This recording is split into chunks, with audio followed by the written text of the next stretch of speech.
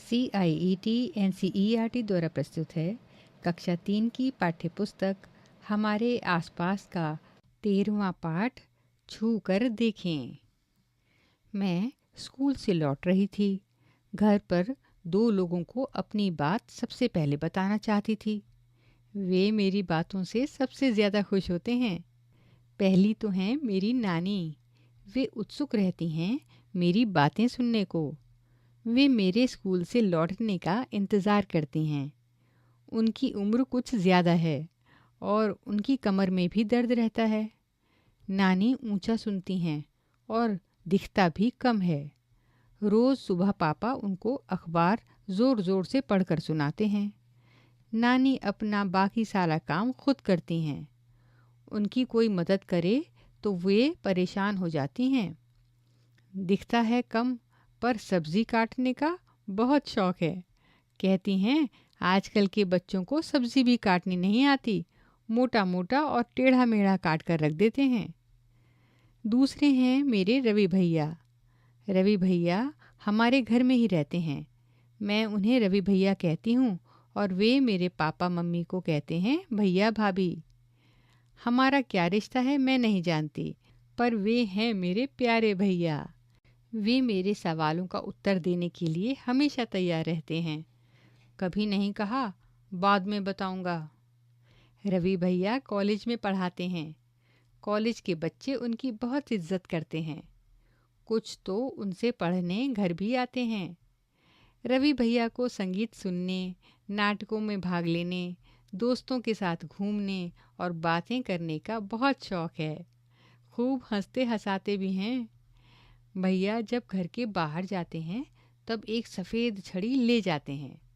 उनको घर के अंदर घूमता देख कोई नहीं कह सकता कि उन्हें दिखता नहीं है।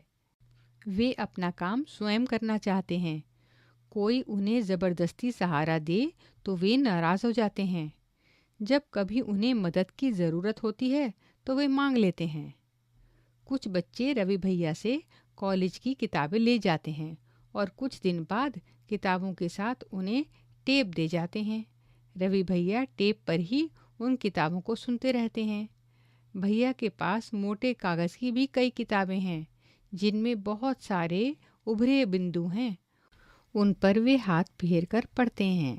भैया को छेड़ने के लिए मैं कभी कभी उनकी छड़ी की जगह बदल देती हूँ।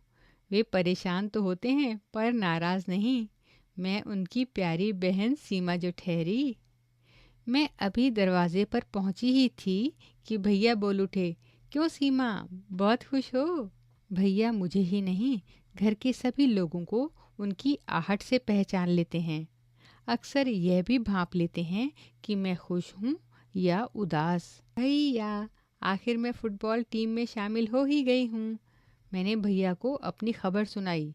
भैया मेरी पीठ थपथपाकर बोले, आज से तुम ही हो मेरी फुटबॉल की उस्ताद। सीमा के पापा उसकी नानी को अखबार ज़ोर ज़ोर से पढ़कर सुनाते हैं। तुम बड़ी उम्र वाले लोगों की कैसे मदद करते हो? जब कोई व्यक्ति बूढ़ा हो जाता है तब उनको क्या क्या तकलीफ़ें हो सकती हैं? रवि भैया बिना देखे कैसे सारी बातें जान लेते हैं? क्या तुम्हें कभी छड़ी की ज़रूरत पड़ी है? पड़ी है तो कब? क्या तुम सोच सकते हो कि तुम्हें छड़ी की ज़रूरत कब पड़ सकती है? हम उन लोगों की मदद कैसे कर सकते हैं जिन्हें दिखता नहीं है? क्या तुम्हारे परिवार में कोई ऐसा सदस्य है जो देख, बोल या सुन नहीं सकता? क्या तुम किसी ऐसे व्यक्ति को जानते हो? इनके काम में लोग कैसे मदद करते हैं? तुमने कहानी में सुना कि रवि भैया देख नहीं सकते, लेकिन वे अपने सारे काम खुद ही करते हैं। वे अलग तरह की किताबें पढ़ते हैं। वे कैसे अपना काम करते होंगे? यह समझने के लिए पहले आंखें बंद करके पहचानने का खेल खेलो। आँख मिचौनी। समूह में एक बच्चा अपनी आंखों पर पट्टी बांधे, फिर बाकी बच्चे एक एक करके चुपचाप उसके पास आए। आंखें बंद किया बच्चा दूसरे पर हाथ फेरकर उसे पहचानने की कोशिश करे। ध्यान रहे कोई आवाज़ न करे। बताओ क्यों? इसी तरह बारी बारी सभी बच्चों की आंखों पर पट्टी बांधो ताकि वे दूसरे बच्चों को पहचानने की कोशिश करें। अब आपस में बात करो और बताओ कितने बच्चे छूकर किसी को पहचान पाए? कितने बच्चे आवाज़ सुनकर बच्चों को पहचान पाए? दोनों में से क्या ज़्यादा आसान था? छूकर बताओ तुम्हारे मुंह में कितने दांत हैं? कक्षा में किन बच्चों के सबसे ज़्यादा दांत हैं? क्या क्या चीज़ें तुम केवल छूकर जान सकते हो? आंखें बंद करके बैठो और सुनो, किस किस की आवाज़ें सुनाई देती हैं? किन लोगों की आहट पहचान सकते हो? केवल सूंघकर क्या तुम किसी व्यक्ति को या किसी जानवर को पहचान सकते हो? जो लोग देख नहीं सकते उनके पढ़ने का एक ख़ास तरीका है जिसे ब्रेल कहते हैं। ब्रेल एक मोटे कागज़ पर एक नुकीले औजार से बिंदु बनाकर लिखा जाता है।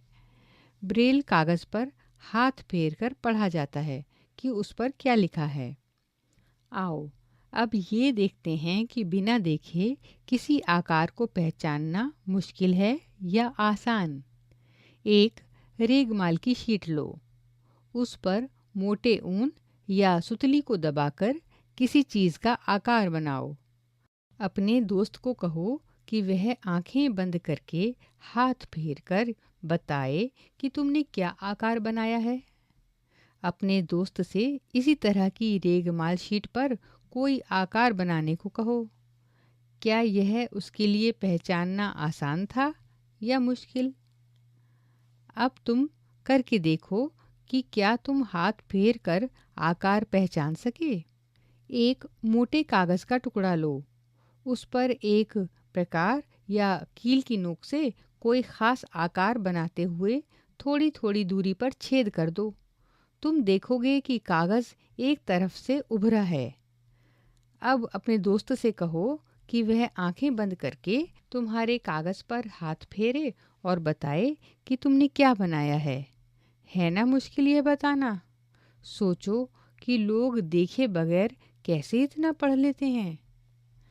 आओ ब्रेल के बारे में जानें।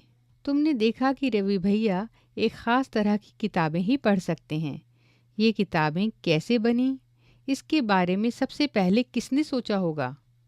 आओ इस ब्रेल के बारे में कुछ बातें जानें। लुई ब्रेल फ्रांस देश का रहने वाला था। जब वह 3 साल का था तब एक दिन अपने पिता के औजारों से खेल रहा था। अचानक एक नुकीले औजार से उसकी आंखों में चोट लग गई और आंखें खराब हो गईं। उसे आंखों से दिखना बिल्कुल बंद हो गया। उसकी पढ़ने में बहुत रुचि थी। उसने हार नहीं मानी। वह पढ़ने के लिए तरह तरह की तरकीबें सोचता रहा। आखिर उसने ढूंढ ही लिया एक तरीका, छूकर पढ़ने का।